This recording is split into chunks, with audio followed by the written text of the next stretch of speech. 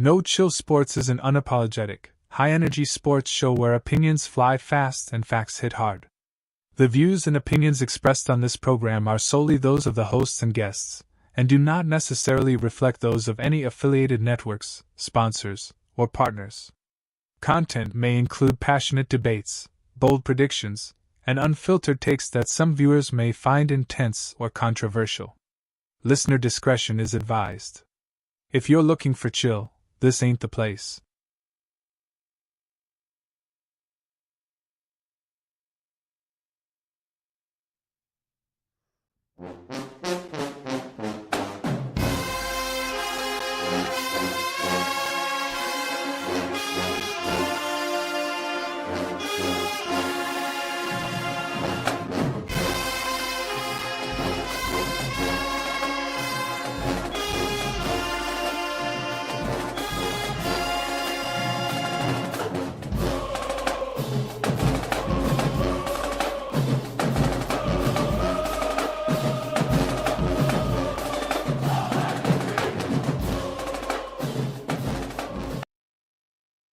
Hey, welcome.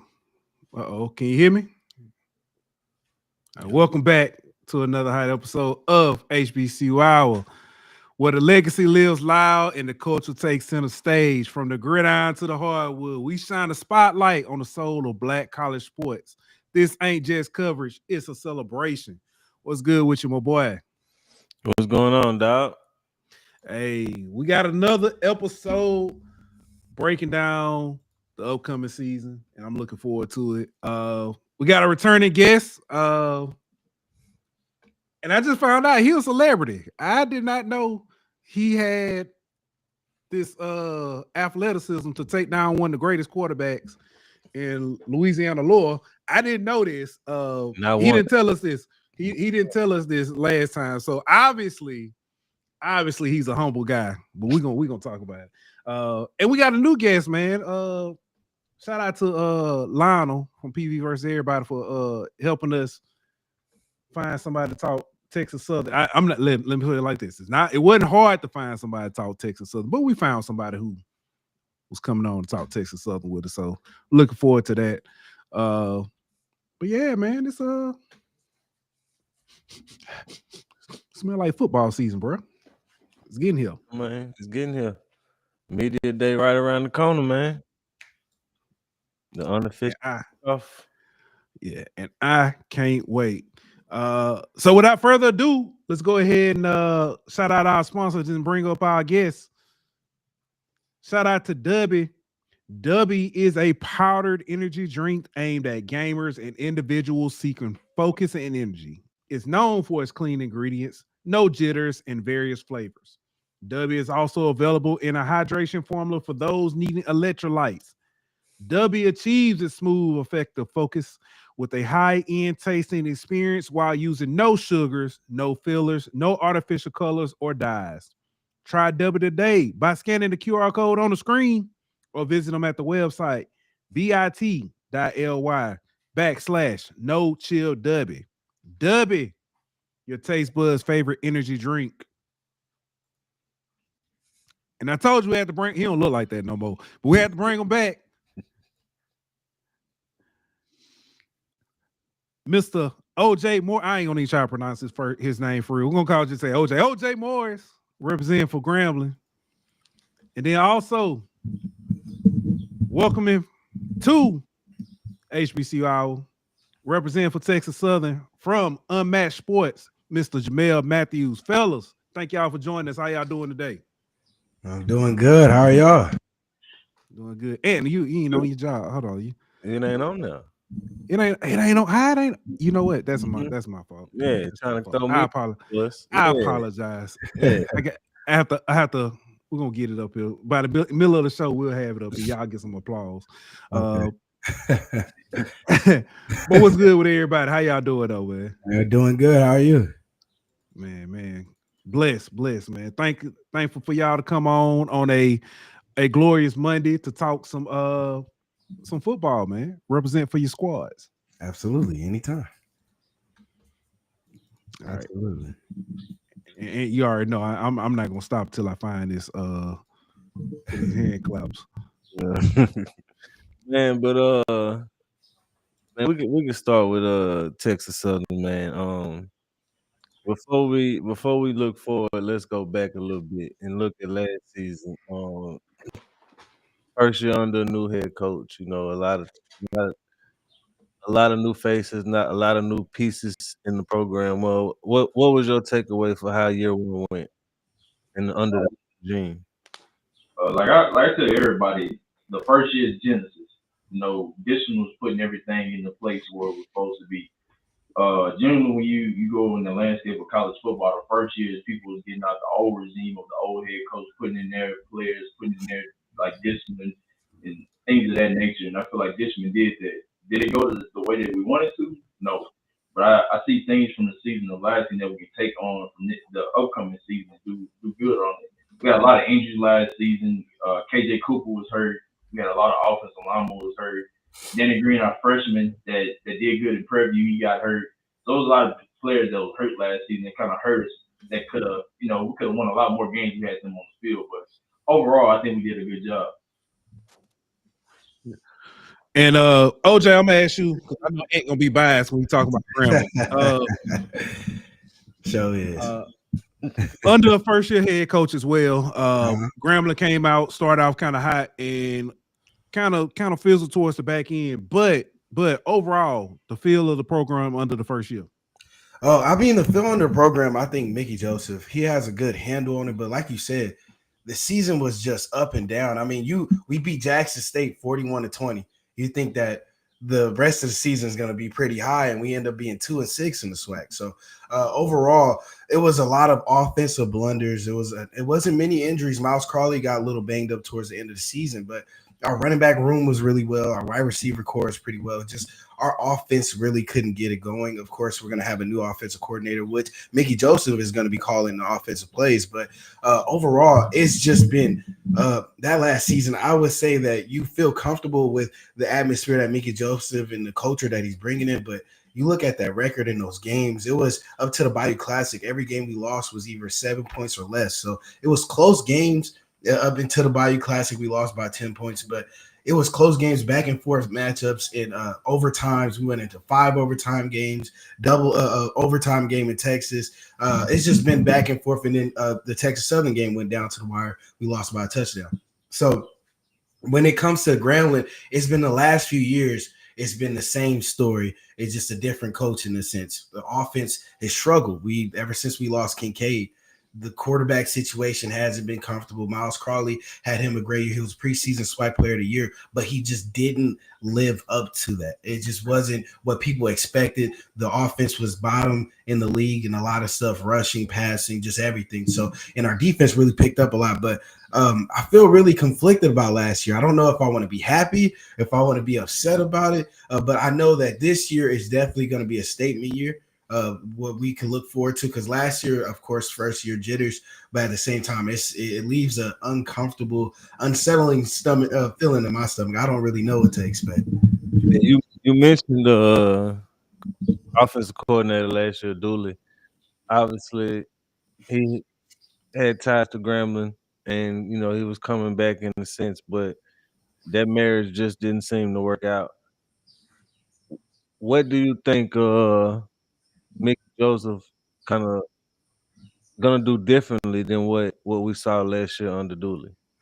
Honestly, last year under Dooley, I think we played very timid, and we tried to go for big plays at the last minute and tried to make up for the timidness and only trying to get chunks of yards. I think with Mickey Joseph at the helm of this offense, we're going to see a lot more risks being taken. We're going to see a lot more deep routes and a lot more plays, probably more trickeration as well. I feel like our offense last year, not to anything on Dooley, but it just felt a little bit elementary. It felt repetitive. It felt like, okay, you know what we're going to get from these first 2 plays. They're going to get a running play, and they're going to get a short pass, and then on the third down play, try to go for it all. But I feel like every time we went into a game, that was exactly what you're expecting, exactly what we got. And the offense really didn't show nothing different. The defense showed out every time. And I feel like under Mickey Joseph, we're going to see an offense that's not afraid to take risks and roll the dice a little bit. We saw it on special teams. We did a lot of fakes on special teams. And that was under Mickey Joseph. That was Mickey Joseph's call. So with him being on the offense, I feel like there's going to be things that we see that we didn't even try last year. A lot of times we just kept to the same plays, and sometimes we'll bring out some explosive plays, but Dooley just didn't seem like the relation. It seemed like the relationship wasn't well. It just didn't seem like Dooley was putting enough effort towards the offense, and that's why they moved forward. But I think with under Joseph, I don't really think he has anything to lose, and he's going to try it. Just like the player he was, he's going to be risky. So I'll go ahead and say this. I owe Texas Southern, Coach Dykeman, a little bit of apology. I had doubts, not because he has coaching experience, plenty of coaching experience, but he didn't have any head coaching experience. I felt like he was coming into a little bit of a bad situation, and with the way the coaching hire situation went, at first everybody thought it was one, and then it kind of went there. I felt like that marriage was going to be bad, but Texas Southern was a team who fought to the end in just about every game. We had on Zoe Phillips from Jackson State, and he talked about how he respected, what Texas Southern did, the team they were in the fight. That intensity and stuff. And I've been seeing you've been posting every day the workout pictures. So I say pictures and videos. The mentality of the team coming into year two. It stays the same. Since Dishman came in, it's been the same thing. Start fast, finish strong. If you go back and look at any game last season that they lost, if they started the game fast and they didn't finish strong, or they didn't start the game good and they finished strong, but it was too late to come back. That's how all the games was. You go back to FAMU, you go to the Lamar game. All these games they was in, they had a mixture of those games where they started it fast, they finished it strong, but they wasn't able to pull it off. But I would say the biggest thing that Coach Dishman and the strength and conditioning staff that they have is discipline. If you're able to have discipline all 4 quarters, you'll be able to pull out a win. If you don't, you ain't gonna win the game. And I feel like first year and this year, Dishman has been preaching that all throughout the season. And the thing about it, players are starting to buy more in now. We're trying to bring the championship to third ward. Yeah, like you mentioned, a lot of close games last year in year one for Coach Dishman. But other than strength and conditioning and all that, like how do you mentally take that next step to get over the hump and finding ways to win those close games? Me honestly, just being at the games, I feel like just having a taste of winning. If you go back 2 years ago, right? Let's go to Coach McKinney's era, right? A lot of the games that they was in, they lost a lot of close games. But if you go back to the 2022 season when you start putting the pieces together, the team start getting a little bit of taste of win. Now everybody's saying, "Oh, we believe now. Now we can start putting everything together." And I feel like ending the season the way that you did, having back-to-back wins the way that you did, I feel like that's going to set the stage for this upcoming season. Now you're having people believe. Now you beat Prairie for the first time. I always joke around with people, beat Prairie for the first time in 20 years. But you finally win against Prairie View. Now you're starting to put these significant wins together. Now you're starting to put a winning team together. Now you're starting to come up with the idea. Now we know how to close our games. Now we know how to start games. Now we know how to come out of halftime. Now you talked about Coach Dishman being the first year head coach. He has experience, but now he has that extra year experience. So I know how to do this now. I know what to tell Steve Smith, the offensive coordinator. I know what to tell Billy Parker, defensive coordinator, coming out of halftime. I feel like the experience is what was needed for everybody on the team. And we have a lot of guys that gained their experiences coming back to the season. OJ, so I was at we saw each other at the game in Huntsville up here. Yeah. I was at amazing game, and I think you described how you described the way the team played is exactly how that game played out last year. Grambling jumped out early, and it looked like it was going to be a runaway game. I think I texted Ant. I was like, "Yeah, this game about to be over with."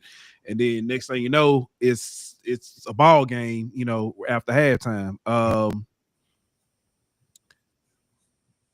what has been the emphasis, I guess, so far this off season, to kind of, I guess, to try to prevent something, prevent that same mentality of, I guess, I'm not saying give up after halftime, but prevent that mentality of, I guess, complacency after a big lead. Well, that's what the big thing all last season was. Third quarters was just absolutely horrible for Grambling. I mean, it came every time it was time to come out of halftime, they were flat every time, every single time. And it felt like most of the time that the game was, we were ahead and we were doing so well, and they just give up in the third. And I think with Coach Joseph, we had an interview and he talked about it's not so much of coming out of halftime flat. It's going into a halftime high and riding the high and keeping that high. And I feel like a lot of times last year, the defense played so much of a role in those first half successes that the time they came out for halftime, it was really hard for the defense to get their footing again because they put all their effort in the first half. And the offense just really struggled a lot in the third quarter. We couldn't run the ball much. We only averaged, I think, about 80 yards per the third quarter just in total. So that was just last year. I think they have to really lock down. Coach Joseph understands that, and I think that's why Coach Joseph wants to take the mantle of offensive coordinator because it will help a little bit of spark. That's why I say taking more risks because in those third quarters, we just seem to sit there and do the same things. And then fourth quarter, we're trying to snap out of it and then bring up big plays. There was a lot of times where we came back into the game fourth quarter, and if we would have had that same mentality and the same game plan in the third quarter, we would be having a lot more wins. We wouldn't be 2-6 in the SWAC. At least above 500. There's a lot of winnable games, especially a Prairie View A&M game. If we went 5 overtime, that was a winnable. It was 3 overtime. It was 3 periods in overtime where Grambling could have won, but they just come out flat and they stay at this level. And it's definitely Joseph has to get the culture up where the energy isn't like that. Guys got to be excited to play. You can't really, it's nothing more than that. They have to get out there and want it because most of the time it just didn't seem like it. From my perspective, commentating up in the press box, it seemed like a lot of plays where a lot of people were half-assing it and all this other stuff. It just wasn't really anything that you would like to see from a team that was struggling to stay in competition in this way. Now, struggling to stay in the games most of the time. And after losing so many games after the Jackson State game, I felt like the Jackson State game was the best thing that happened to us at the time. But after a while, it became the worst because they had a chip on their shoulder that just wasn't proven yet. It was the first few games of the season. So I think that the culture needs to be more energy. It just seemed a little bit dead, but I also think that it was turmoil between the coaches, and that can always kill an environment as far as the locker room. And now we see Coach Dooley gone. It may change a big turnaround in the locker room, which is what I'm expecting. I'm not expecting so much of a better roster. We had a great roster last year. We had 4 running backs you could rely on. Miles Crawley was a SWAC preseason player of the year. We had great receivers. We also had good tight ends. We had a pretty solid offensive line in that defense. I mean, Andrew Jones was SWAC defensive player of the year and SWAC defensive player almost every week. I watched him get 11 tackles day in, day out. We had a roster. There's no question about it, but it was the energy. A lot of people was asking, it wasn't injuries or anything like that. What was going on with Grambling? It's the energy. A lot of those guys, it felt like after game 4, it was mentally checking out. And Coach Joseph has to get a hold on that, but I think that's his main emphasis during this offseason. It's not too much of having all the star guys. It's having guys that want to buy in. And that's exactly what I think that's Joseph is working on, and that's what he'll have to do for next season for us to not see a fall off after halftime. You mentioned all the talent that was on last year's team, preseason player of the year on offense, defensive player of the year on defense, 4 running backs who were all good in their own right. All these guys are gone. How do you replace all that production, not just on one side of the ball, both sides of the ball, with a new play caller? Well, I think that Coach Joseph always has something of his hand. I mean, of course, we're talking about Andrew Jones going on to Ole Miss, which I had to respect the move, especially after the season he had.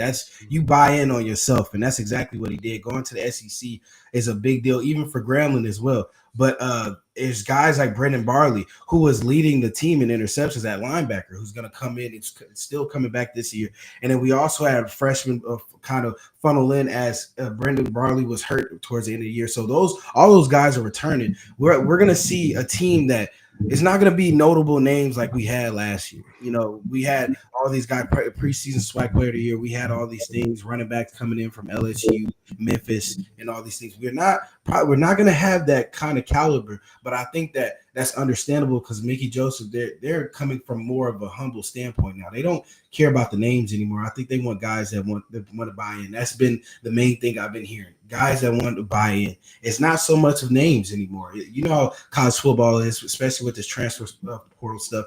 A guy can make one move and he makes a name for himself. And I think that's what Mickey Joseph is looking for. He's not looking for guys who have made a name for himself or have been at places and been the guy there. He wants guys that wants to be the guy at Grambling State University instead of somewhere else. So I think that's what a lot of things it was dealing with last year. We had a great roster, but you see how that turned out. It didn't really turn out how people thought it would. You'll see all those names. You'll wonder, okay, this team at least above 500 in the SWAC, but not even close to it. So I think Mickey Joseph, this year is going to be a whole different approach because he understands this year is very important. We've seen Coach Jackson go in 2 years. We've seen Bob's leave at a time where I feel like he could have had more time to at least develop a new team, especially after coming off of such a talented team he had with Kincaid and Carter and all these other guys. I mean, Christmas, the list goes on. So I think this year he's going to take a different approach because he understands what's at risk. And also what we got from last year, you probably will want to change it up. You probably want something, a different atmosphere. But all those big names that we lost and stuff, I think that we have a lot of guys that can step up in that place, but they're going to have to make a name for themselves. And that's what Mickey Joseph's looking for. He's not looking for any things we got last year, but it's going to be a different year. It's going to be a different year. We probably not SWAC preseason. We're probably not going to be that high, whatever the case may be. But I think that's going to be even better. That puts a chip on our shoulders and something to prove. When last year it felt like we automatically thought we'll be there because of the roster that we had and who Mickey Joseph is. But we have a lot of groundwork to make. And I think he understands that now. It's going to be a lot more work that's going to be put in, a lot of more guys putting their head down and understanding that just because they're Grambling doesn't mean they're going to win. We got to earn that. So now, Jamel, let me ask this. In HBCU ball, SWAC especially, the biggest separator is who's at quarterback. And this can go for Grambling as well. What are y'all looking like at the quarterback position, and how do you feel about that say going forward this year and even in the future? I feel like we're good at quarterback. We got KJ Cooper coming back. Like I mentioned earlier, he got hurt at the Preview game, had an ankle injury, couldn't come back the rest of the season. But Preview is the Preview game from last season gave a tell of the tape of KJ Cooper. You put the ball in his hand, he can run, he can make all the perfect passes, deep passes, intermediate routes, he can do anything. And I feel like with another season under his belt, when I talk to him, he always says last season served him the best. He's seen things from a different perspective, being a coach in that right. And I feel like with him and Coach Smith having another season, I feel like sky's the limit. The guy is good. And when you talk about the future and you talk about the backups, of course you got Jordan Davis. Jordan Davis stepped in and did a pretty good job last season. And then Coach Dishman brought in I'm forgetting his name, but he came from Louisville. We have some talented backups just in case, Lord forbid, KJ Cooper does go down again. But I feel like the quarterback position, KJ Cooper is the man to be, and I feel like he's gonna lead us to the promised land.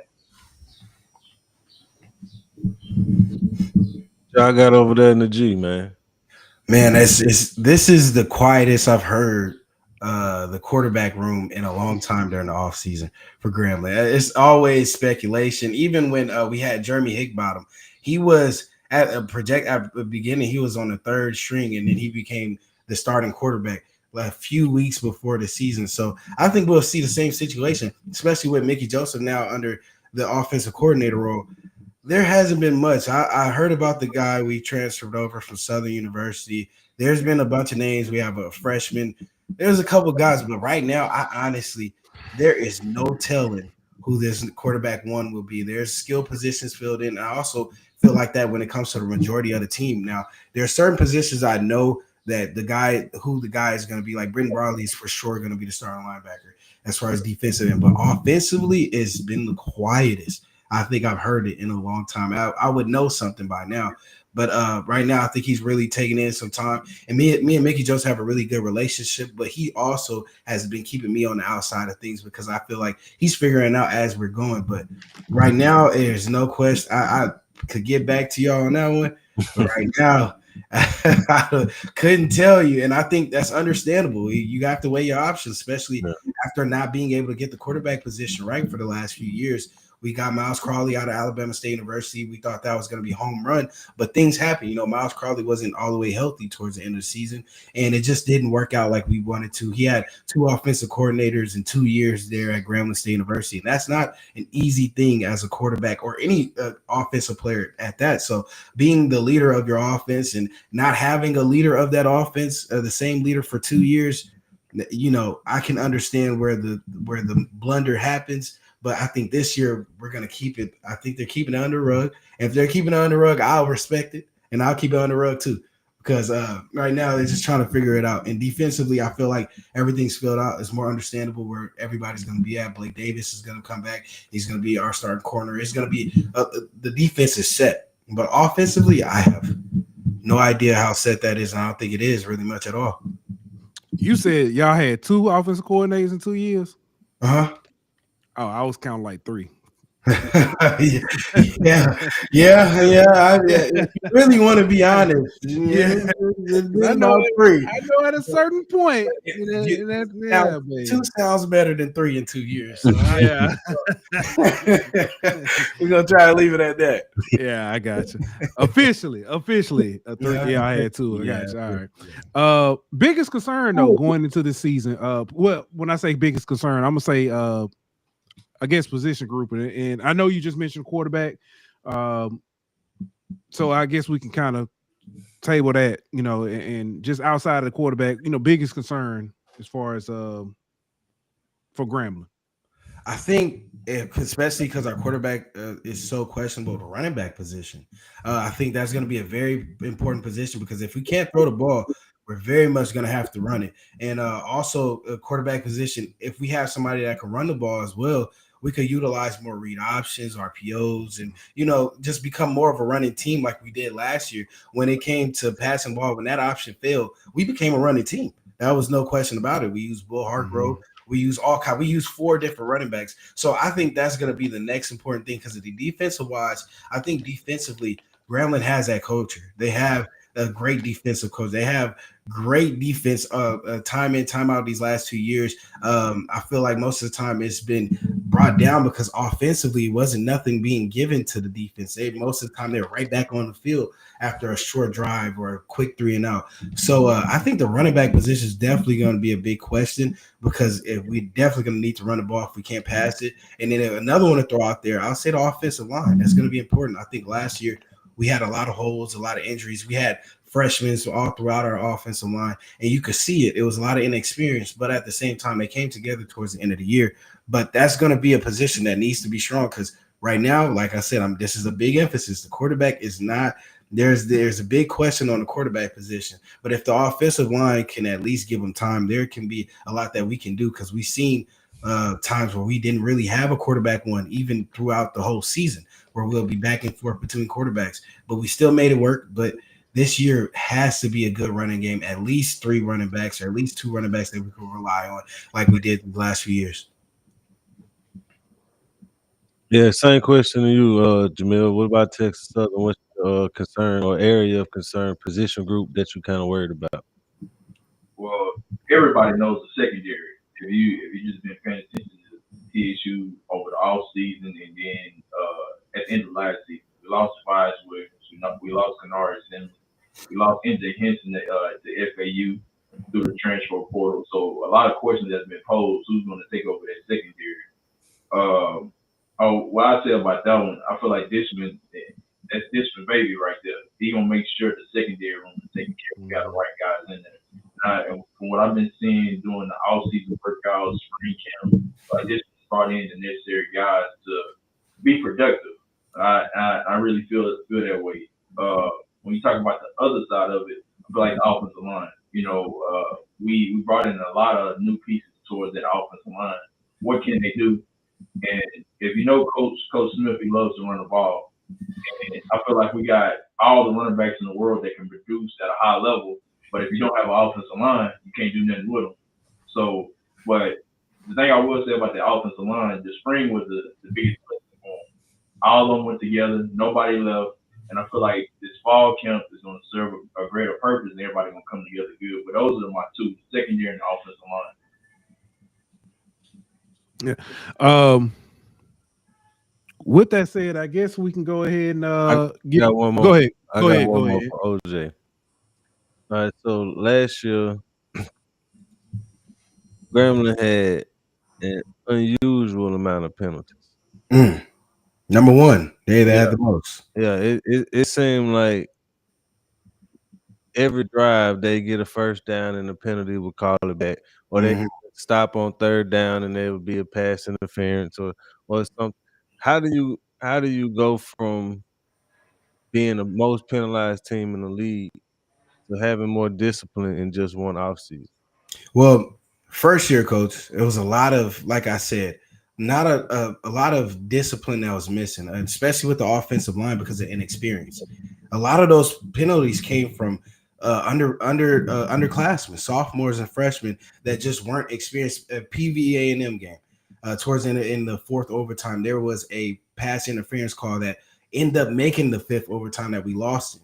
So things like that, we always end up taking 10 steps forward and then 11 steps back when it comes to penalties. And it was really because of inexperience. And a lot was due to Mickey Joseph as well. I mean, a lot of the times where the players weren't really understanding where to be. It was one in Alabama A&M game. I saw four false starts because players just didn't know where they want to be. Coach Dooley added more to his offense towards the end of the season, and guys were confused. And you just saw a lot of inexperience. I mean, I think that what we'll need to see next year is coach is going to have a second year. So let's add more experience as that is. And he already know that the penalties was a big problem. Huge. You can't be number one in penalties and think that you're going to make it anywhere in the SWAC or any division in football. You have to get that under 1,057 yards in penalties in the season is never going to get you anywhere, especially when they become in critical situations, and most of them being false starts, offsides. And these are young guys. The defensive line on the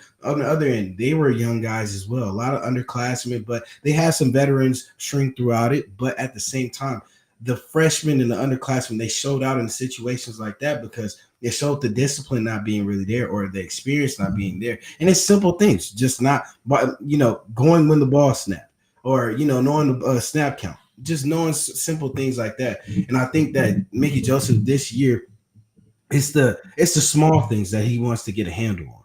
The defense on that's going to be taken care of. I feel like the defense is going to be the most well-rounded set part of Grambling State University's team. That's going to be great. But the offensive end, that's where a lot of the penalties were. That's where a lot of inexperience will be. And that's where it will be next year as well. Because right now, we don't know what the quarterback situation may be. It may be more inexperienced than Miles Crowley. It's not going to be a lot of quarterbacks that have more experience than Miles Crowley coming in. So we're going to be seeing probably a lot of that again. But I think Mickey Joseph now, he understand that he's going to have a handle on it. He has more of a handle on this offense. And, if you could get those penalties away, I mean, like you said, if we was able to cut those penalties in half, this season would be different. There's a lot of things small mistakes that we could have just cleaned up would have made us more of a winning team. And I think that, that's a good thing to have. Some people don't have a lot of things. They're missing a lot. We're missing the small things. And I think Mickey Joseph could go in the lab and fix those things up. But you have to preach discipline. You have to understand that these young guys coming in, you just can't allow them to just be young guys. They got to come in and do what they have to do off rip, because this season, I mean, there's going to be a lot of eyes on us. We're going to Las Vegas. We're playing Ohio State. We're doing all these big things and all these. It's going to be major eyes on us like it is every year. So You can't have a 2-6 season again. You can't lose and mainly you can't lose in the Bayou Classic 3 or 4 years in a row. So overall, we have a lot of things. There's just small mistakes. It's just things that you just wish scratch your head over, but it's small. And I think that we could get over it, and we have to look at it just like that. It's not the end of the world. This team isn't a bad team. It's a team that needs to understand and mature a little bit. And that's what I talked about with the offensive line being a lot of freshmen. We saw a lot of that holding and false starts, but I think that experience will grow and these guys are going to get better. Mickey Joseph understands where he has to attack these things and how to attack them now, and then he's going to be fully responsible how this offense works. So I think there's going to be a different look on this team. I think we're going to see a way more disciplined team next year. Yeah. Come to the part of the show. We find out who lying. I was lying last year. I lied a lot. I'm glad you can admit it. Yeah, I promise you weren't the only one. So, but now here we go. Let's go ahead and take a look at the schedule. And first up, talk Texas Southern. I've been previous guests has told us that this game has already been decided. The Prairie View game has already been decided. Texas Southern might not even need to show up. I'm just saying. So, but nah, man, how do you feel about the going into the Labor Day class? I feel good. You know, one thing about it, having a win under your belt already in the district era, a lot of these players are coming back, confidence and high going into this game. For the most part, all the TSU players hate Prairie View. And that serves a greater bias when we face them. So I feel like the competition is going to be good, and I feel like TSU going to come out on top. I ain't going to say about 50, not about 60, but we're going to win, though. All right, by 60, I got you. All right. Now, all right, we got it.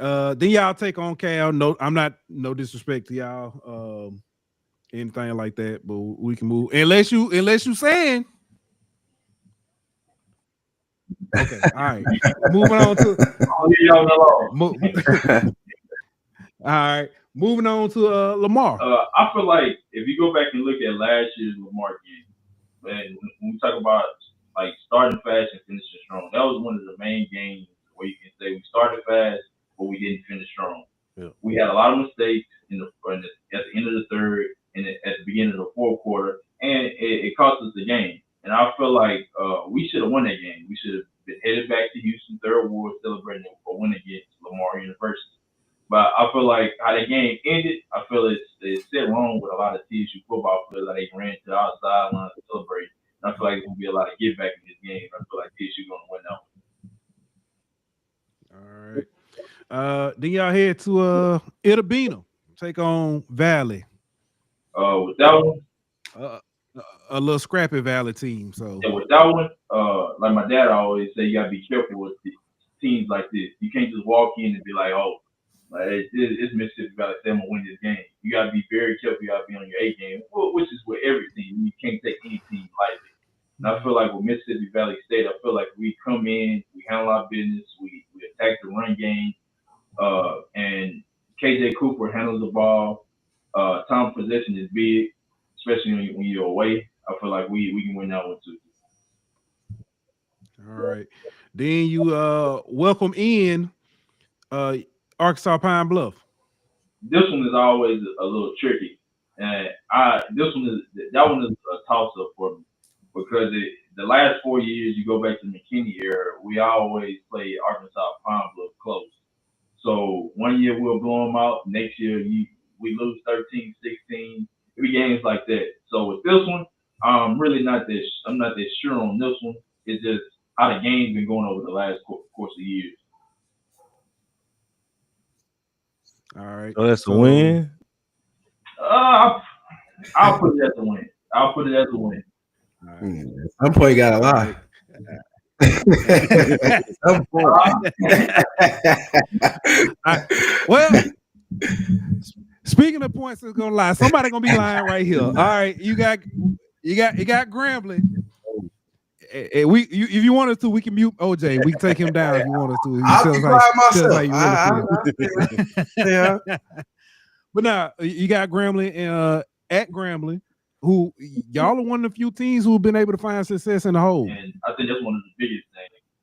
I feel like if we stay healthy during this course of time, I think we'll be good. He gave us a little bit of his weaknesses about that offensive line. We got guys like Jacob Williams, Isaiah Fogarty, Michael Aiken, Marcus Thompson coming to cause havoc. I feel like we can make some points with that defense. And I feel like defense will be a real strong. We can talk about the trenches. So, in my opinion, I think we getting a W at Grambling State. And I'm gonna be there just in case we go them off. All right. See it.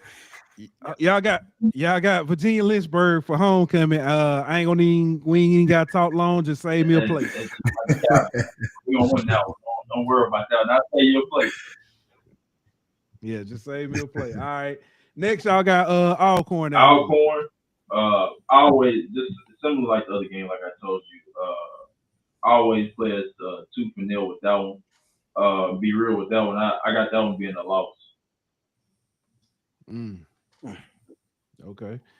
All right. Next is the I don't know what to call this, the Andrew Body revenge game or what to call it, but y'all got Alabama State in Montgomery. Yeah, that one's a little tricky. When you bring Andrew Body in, and TSU is always home, but he's on the opposite side in this game. A lot of guys still gonna have love for Andrew Nate. They want to make sure you know that TSU still come out on top. That one, I've been weighing. When I was looking at the schedule, I was weighing this one a lot. You know, it depends on if Andrew Body comes in healthy, which I think he is. I got that one being a close game. If Andrew comes out, maybe I just got biased from Andrew Body. I got that one being a loss too at Alabama State. Ooh, back to back. Okay. Well, okay. All right. Southern road game in Mumford. Yeah, Southern and Mumford. That one, just like the Grambling game, just get the Grambling and Southern. TSU always plays great against Grambling and Southern. If you go throughout the years, it'll always be a good game. Southern, then we're gonna get our get back. Everybody know that left a bad taste in my mouth. We lost at the end to a Quake Davis back in the end zone touchdown. Yep. It fell on the ground. So, my opinion, I feel like we're gonna take that one home. We're gonna win it in the close game. Okay. All right. And then y'all finish out at home with new coach Sam Shade and Alabama A&M. Similar to this season, our last home game, I think we're gonna bring that one home. All right. So I got 9-3. Did I count that right? Hey. Yeah, Cal, Alcorn, and it's 9-3. Look, all of us gonna be above 500 if it come to us. Hey, listen, first of all, shout out to my guy Pat, man, Big Pat from Mississippi Valley. Man, Valley was finna win the state, win the sweat, win the sweat. Well, they was going to the celebration bowl. I was about to say, y'all, if y'all run my back, I was way off. Man, that man kept saying, "Hey, I respect him though, because he kept saying, if we play Valley football, we can win this game." Yeah. Ooh. All right. All right, here we go, man. You got the Shreveport kickoff. Y'all take on Langston and Shreveport. Oh yeah, I definitely got that, especially it pretty much being a home game for us as well, being in Shreveport just right down the way. I think that's going to be an easy dub. All right. And then y'all finna shock the world. Go up to Columbus, I'm gonna Ohio. be real with you. No. Take on the national champ. I believe in Grambling with all my heart, but just not with this one. I ain't taking. I wouldn't bet the house on that one. So we'll give it a loss. All right. Then you take on welcoming Kentucky State. Now Kentucky State, if I'm correct, I don't think we've ever played them, and if it has, it's been quite some time. But I think that Kentucky State is still a program that's kind of struggling in the football department. I think that will come up, especially being at first home game. We went in the hole. Next up, you got used to be Texas A&M Commerce, now East Texas A&M. Now I know they got, they have vendetta out for us, especially after winning the overtime last year. But I think that we had the number. A lot of time we shot ourselves in the foot. If we can play mistakeless football like we haven't played in a little while, whereas I don't know if there's such thing as mistakeless football for Grambling at this point, but I think that's a win as well. Being at home, 2 home win games. Now I ain't gonna do this the whole time, I promise, but I think those games win. I think we got those. All right. State Fair Classic taking on Prairie View. This is when y'all let slip away. We let slip, and that's who I definitely I'm gonna put this one as a win too, because we let it slip last year. I mean, so many opportunities. I think that Grambling didn't even get beat; they beat themselves. We could have ended the game in the second overtime. Now, Prairie View has had our number these last 6 years. I mean, it was one time we couldn't beat Prairie View at all, especially when Dooley was there. So I think this year we finally come around because Mickey Joseph has to make a statement year, and that'll be a statement win. So, by the grace of God, yes. Bring him in this, man. All right. Listen. I'll say this. Jamel was very humble in his predictions, except for this game. He said he ain't got no worries. Well, man said I wanted to. You said that they had our number in the hole the last few times.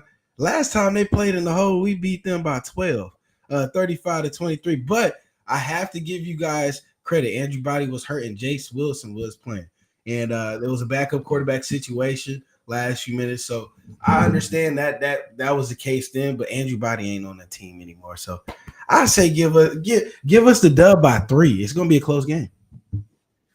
Okay. Give us the dub by 3. We're starting off hot. Now this is where things change. This is of all teams, UAPB. I think that we because last year I said the same thing. I said, there's no way we'll lose to a team like that in situations, but we struggled last year. When I feel like last year we won by 10 points against a UAP, but that was a homecoming game. We had to win that game, and UAPB came out looking really good.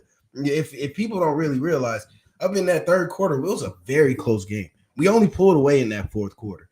So, to be quite frank with you, if after all those wins and stuff, especially if it goes out how I think it will, I think that Grambling will slip in this game just off of the way that they usually are. I just had last year I was being a little. That sound like a. You sound like you've been hurt too many times by Grambling. Man, too many times. You don't even know. That man said after the game, and I sat back like, oh, it's nothing. I'm back in the edge of the game, hoping I could get checked in. I could do something. That man said after them wins, we gonna slip up. We gonna say it just happens. It happens. And remind me to tell you about when I saw him in Huntsville, how it was before the game. That's right. And that's the only reason why I say this, because I've been hurt too many times. I want to give them a win. I want to give them a win, but it's like it's gonna be. But also, a lot of people, UAPB. I see, UAPB isn't what they are last year. Grambling isn't either. That's what I also have a big question about as well. How well we will be at this, especially at this point of the season. When at this point of the season, we usually take a huge dip off out of nowhere. So hopefully it's not the same. But I'm a Steelers fan too, so I expect the same almost every year. Oh man.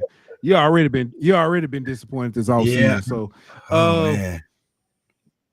Las Vegas Classic. Y'all done played one champ now. Okay, upset number 2 on the season. Last year it was a really good game too. 41-20 was a game against Jackson State. And I feel like in that a lot of the games that we won or lost, it was because of us. I feel like Jackson State, they lost that game because of them. They were not the team they were supposed to be that day. They didn't show up. And after that, they continue to just steamroll everybody. So I think Jackson State, they're coming back a lot stronger. I've seen their transfer portal. They have been getting guys left to right. I think that we lose that game as well. Yeah. Both y'all fooled me last year, Jackson State and Man, Grambling. After that game, I remember telling you guys Jackson State was gonna win that game, and yeah, I was like, hey, I was sitting there thinking, I was like, man, I like Coach TC, man. I was like, I don't know. I was like, well, Grambling was finna win the swag after that game. oh man, who you telling? I was almost bet the house on it. all right. Now this y'all get back game. Yeah, Got Alabama A&M coming to I town. feel like this is gonna be a great year in the hole for us. Home wins is gonna be something that I really expect. We got a lot of home games this year as well, so I feel like this one is gonna be a good home win. Last year in Alabama A&M, it was a close game, 7-point game. A lot of back and forth the whole game, and I feel like the crowd. A lot of times in HBCU culture, that crowd plays a huge factor into those games. And Alabama A&M, they just showed up all throughout the sideline, the team players on the field, the crowd. I feel like Grambling is going to be able to do the same thing to them. So I'll give us a win in that one. All right. Then y'all welcome in. Y'all schedule lines up so nice with the Don't home. you like that? I like it. Bethune. Okay, now Bethune-Cookman last year, I must say, was one of the most frustrating games because Cam Ransom came off the bench after being benched and had him a great game. And it just seemed like we didn't know what to do with ourselves that game. We're at home. I know that game was very embarrassing for us, so we have to redeem ourselves and give ourselves a win. The defense played pretty well in that game. At offense, I feel like it was probably one of the worst performances for our offense that year. As far as the game in the Bethune-Cookman, I don't think we're going to put up a performance like that at home. So I give us a win in that one. All right. Alcorn in Lorman. Oh man, one thing I must say, you don't want to play in Lorman, and you don't want to try to get phone service in Lorman as well. neither one ain't too good situations. I feel like, especially last time we went to Alcorn, that was their home. We played them in their homecoming game and we lost. And I feel like overall Grambling has been waiting to come back there, especially to punch them back in the mouth after scheduling them for a homecoming game. But I don't think this will be the year that they do it. I think that's another loss. Okay, man. Last year, boy, you really hurt, boy. All right. Oh, Bayou Classic. This one, I have to say with my whole entire chest, it is a must win. It's not I want them out of. We need this win, so I definitely put it down as W. 4 years in a row is just not something that Grambling State University want to be on the other side of. 3 years in a row isn't something we want to be on the other side of, but it is what it is now. But 4 years is just not doable. Last year, Southern came out hot, and we just never caught back up. It just never caught back up. Even when we tried to, it's just Southern was on top of it, and plus Southern was ready. It just seemed like they were more prepared as us. We were falling apart as the season was going. So I think that we'll be able to have it more together this year. We got more home games, more momentum to really work off of. So I give that one as a win because we need it. We need it. All right. If I'm not mistaken, was that 8-4? Did I count that right? Jackson State, Ohio State, UAPB, that's 4. Yep, 8-4. Man, I hope that's closer than I was last year. All right, so now the question is, what's the expectation? Like, looking at this schedule, what would you say is a successful season for both of y'all's teams? Honestly, I would say anything above 500 and plus a win in the Bayou Classic, I think you can walk away happy about it. After going 2-6 in the SWAC, second year coach, I think that buys your coach more time. And that also leaves us with at least something to feel a little bit better about, especially the last few years we have. I'm taking a winning record in the Bayou Classic win. I'll be okay with that. All right. I think with me is just plain and simple. You go tell Dishman, you go tell the custodian at TSU, you ask anybody in the TSU locker room, it's Atlanta. You spell it out, CATL, however you want it. It's Atlanta. A winning season in Atlanta, and then we good to go. No matter what interview you hear from Dishman, that's all he talks about is Atlanta. I feel like we got some plane tickets ready to go. We got some Uber rides. We ready to go to Atlanta in a little bit. You gonna have to you and Lionel, y'all can carpool together because he's selling shirts because he got gas money. So yeah, go. Hey, Q he been coming at y'all. He said 10 wins combined for both teams. Hey, you know what? I can't be mad on our end. I can't be mad at him for thinking that as well. I mean, after the roster we had and we didn't do nothing last year, yeah. But he did ask this earlier. He said Grambling were recipients of a lot of turnovers that made them competitive games. Will they be that lucky? Oh, yeah. I think that a lot of the guys that were on that team last year who came up with a lot of those lucky turnovers are still there. Brendan Barley, Blake Davis. They're not, I wouldn't even call it lucky. They just the guys that you watch them practice, they always end up in the right place. Brendan Barley is a very athletic linebacker. He's almost like a safety at that linebacker position. And Blake Davis, being the corner that he is, I think he's all over the place as well. I think this defense not going to get lucky, but they are going to cause more turnovers and probably the same amount of turnovers because the same guys that was causing them still there. So, I don't think it's too much of being lucky. And sometimes we did, but I'll say most times we didn't. We really worked hard for it. And we got guys that's really good and that could just bounce all around the field. So, if you ask me, ain't luck. It's just how they was doing things. Yeah. Lonzo said TSU can't spell 9 and 3. Oh, you can't take that. Oh man. We'll start the championship ring, y'all. Don't worry about it. Mr. Body said, "What's up, my guy? It's been a long time. My family from TSU. What's good, Mr. Body?"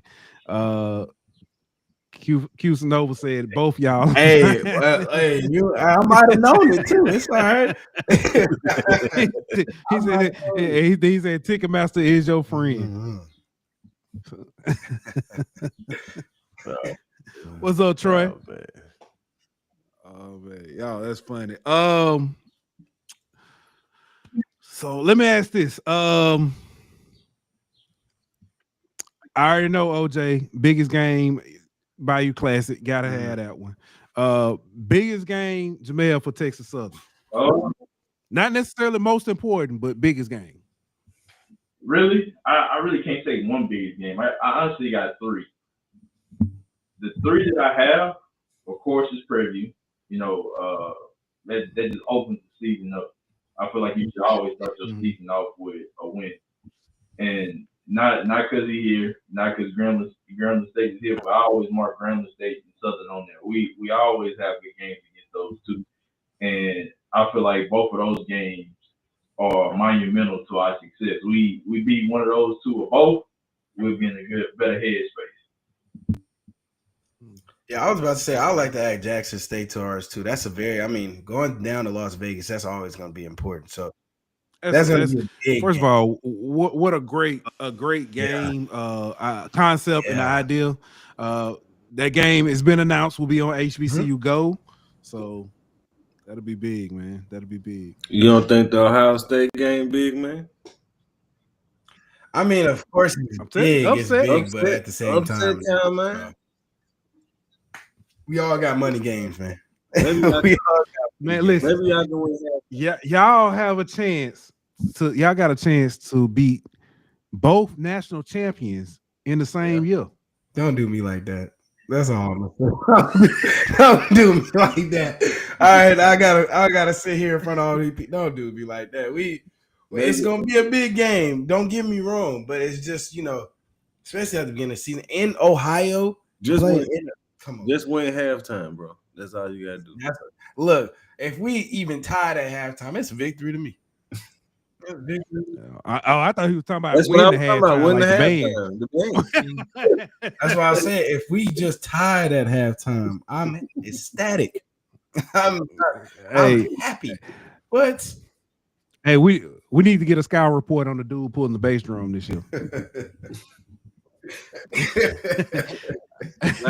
Y'all taking the drum up to Ohio? No. I'd be surprised if we take. I don't know what's gonna happen in Ohio. I'll tell you that much. We're gonna show up. We're gonna try to show. I'm going.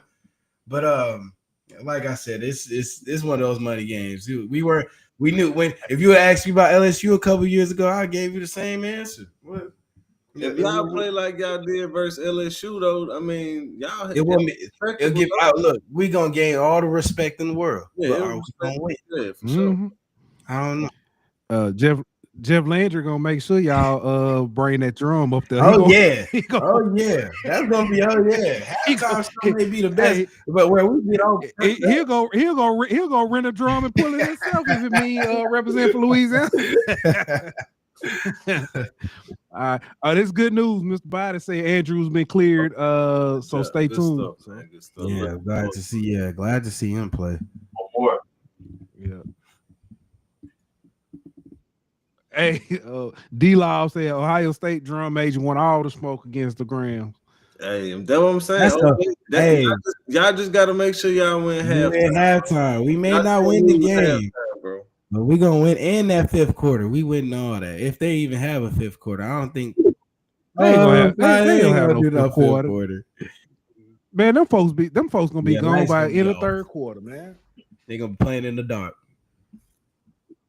The band gonna play the alma mater, and they ain't gonna even march out. They gonna walk out. They just gonna leave. That's we always a main attraction when it comes to that. So as long as we win halftime, like I said, if we tied at halftime and we win the halftime, man, game over. Halftime, man. You just need to be tied at the end of the first quarter. I mean, you need to be as long as y'all tied at the time of the flip of the coin. Y'all get the point. I think we get it. All right, we gonna need to have something by half. We know it. Come on now. Oh, he said, please don't take the band. No, the band going. They pay for that. They gonna make sure. They make sure that. Oh, Troy say they have the Ohio State does. I was about to say I ain't never. I ain't too interested on how they go. That's crazy. Yeah, they're gonna take the band. Look, y'all saying they don't take the band. Why wouldn't they? Well, who's the? Y'all can't lose all 5 quarters now, OJ. Y'all got at least win one of them. No, you think we're gonna lose the fifth? Come on now, I'm ashamed. They gonna come out and surprise. Well, what? I was just about to say they've been practicing Flight of the Bumblebee all summer, man. That Maroon 5 music ain't gonna move me. They're gonna do that little Michael Jackson thing they do on the field, boy. See, they being more realistic on the side. At least they're gonna play their whole civil rights collection in this show. They hit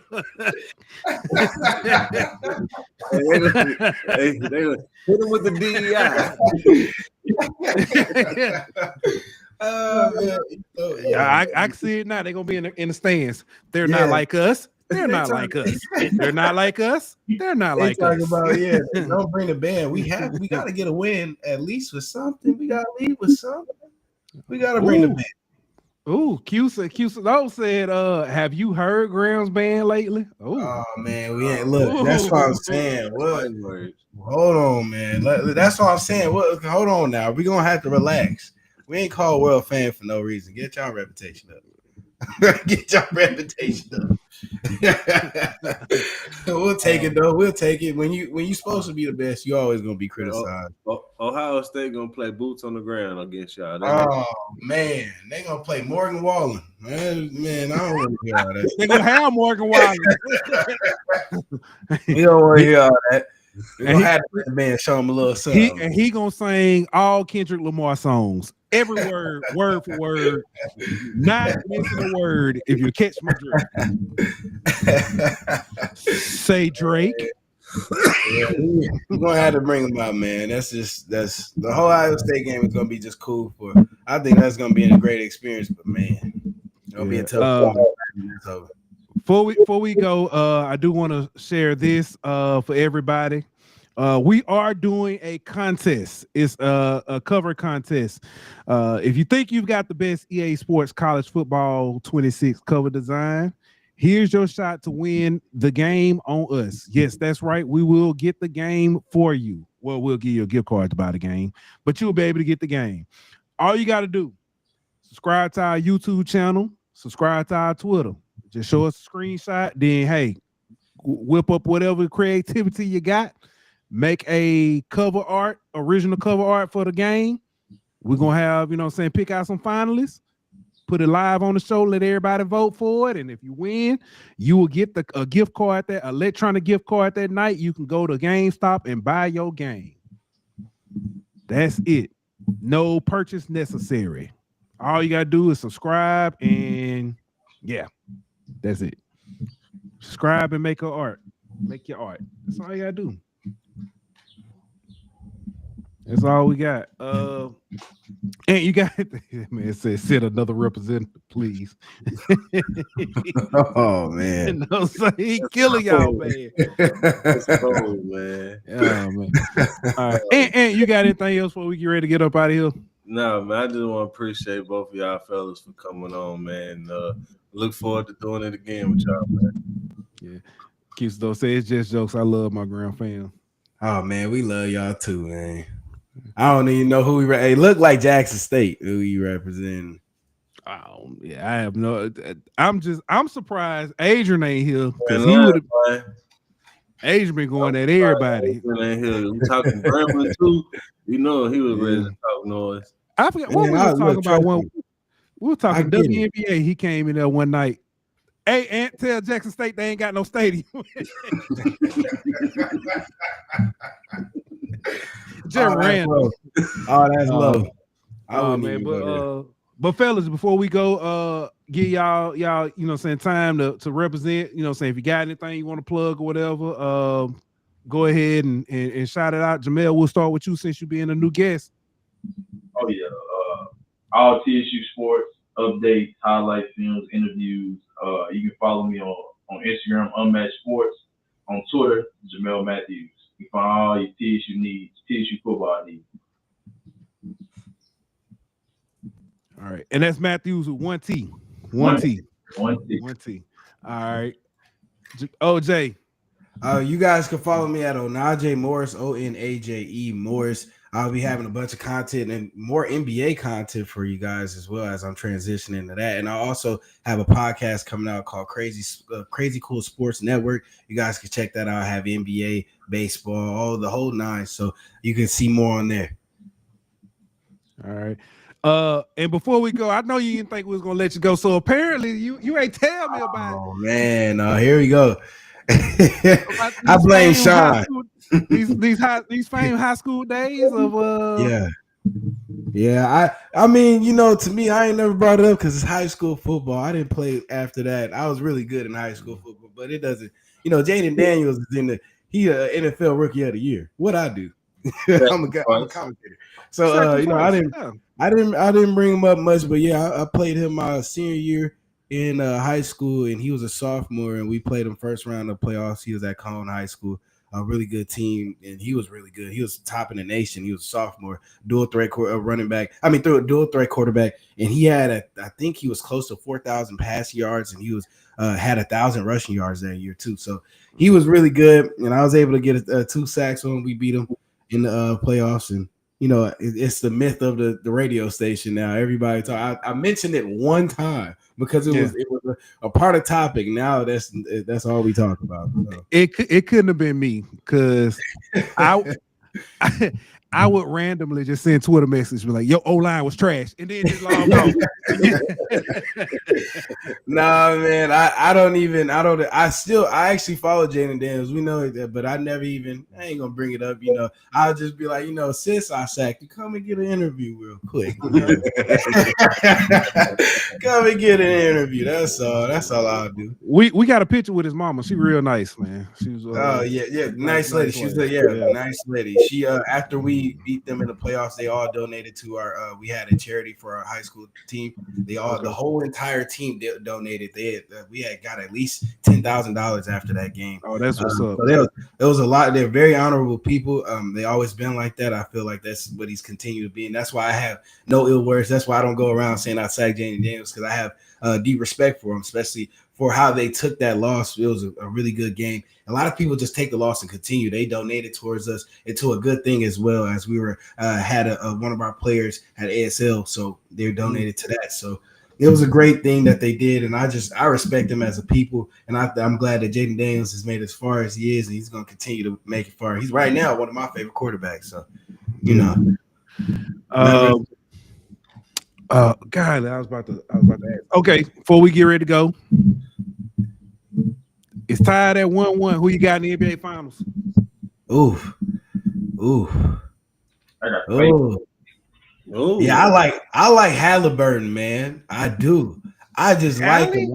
I like Hallie and Pascal Siakam, man. They nicknames that I won't say on here right now. I love them. I think SGA, they got the best team overall. But if you watch the Pacers play, they as a unit they play so much better. Obi Toppin coming off the bench, and you know all these bench guys that they have coming on. As for the Pacers, OKC don't got that, so we'll see. But you know, I think right now, you know, I get the Pacers. I get the Pacers. Both y'all said like the Pacers. Okay. Yeah, I like, bro. The Pacers improved me wrong. I didn't think they'll make it past the first round. They made it here. Man, you know, I got to give respect where it's due. I'm just rooting for the underdog now. They running that 2 big man lineup. That's the only thing I got a question about. OKC switched up their game. They're trying to run fast ball, small ball with the Pacers. That's why they lost game 1. Now they brought Hardenstein and Chet together. Now Pacers don't got no answer. Now we're gonna see what happens when they go back to Indiana. The Pacers got an answer for that. I don't know if they do or if they don't. Yeah, and honestly, I think with Tyrese, they got to stop. He got to step up. Last game, he didn't really. He showed up in the fourth, but the rest of the game, I mean, you got to. Yeah, if you're gonna be a superstar, it ain't just when the final seconds come up too. You gotta put your work in throughout the game. A lot of those guys like Michael Jordan, those closers, they didn't just close. They played the game. They played the entire game. They put themselves in that position. So I need to see more out of Tyrese, but I like the Pacers, if you ask me. All right. And one last thing, I promise it. Yeah. Yeah. Came a little late, but we got it. Hey, we got it. All right. Well, again, thank y'all for coming on and chopping it up with us, breaking down Graham and Texas Southern. Look forward to talking to y'all throughout the season and everything. And for everybody else, we will be back on who we got next.